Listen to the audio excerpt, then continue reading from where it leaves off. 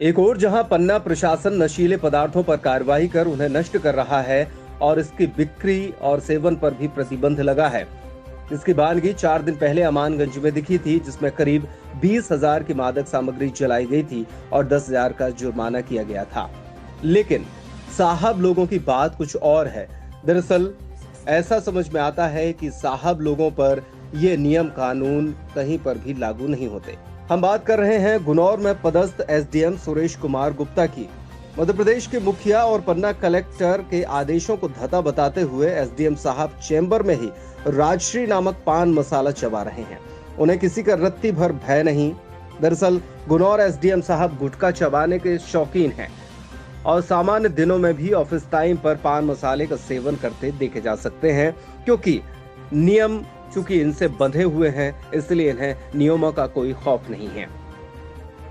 इतना ही नहीं, शासन द्वारा लॉकडाउन के समय किराने की जरूरी सेवाएं ही चालू की गई हैं, लेकिन एसडीएम गुप्ता जी के पास प्रतिबंधित गुटखा बड़ी मात्रा में उपलब्ध है और वे सेवन भी कर रहे हैं। इससे जिला प्रशासन की भूमिका संदेह के घेरे में है। जब साहब को इतनी आसानी से राष्ट्रीय गुटखा उपलब्ध हो रहा है, तो फिर बंद कैसे हुआ?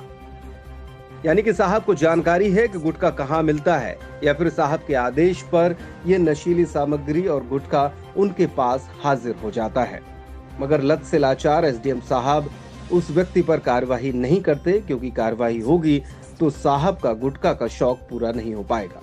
इस मामले में मीडिया कर्मी साहब से जब स्टोरी तैयार करने के लिए बाइट करने पहुंचे, तब भी गुप्ता साहब बाकायदा गुटखा चबाकर बैठे थे और तभी बाइट लेते समय मुंह में कैद गुटखा तो कैमरे में कैद नहीं हो पाया, लेकिन टेबल में रखा राजश्री पान मसाले का पाउच जरूर कैद हो गया।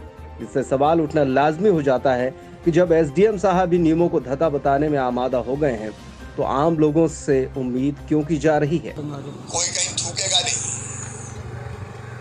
गुटखा पर मैं प्रतिबंध लगा रहा हूं। ये गुटखा नहीं चलेगा, नहीं तो गुटखा खाया और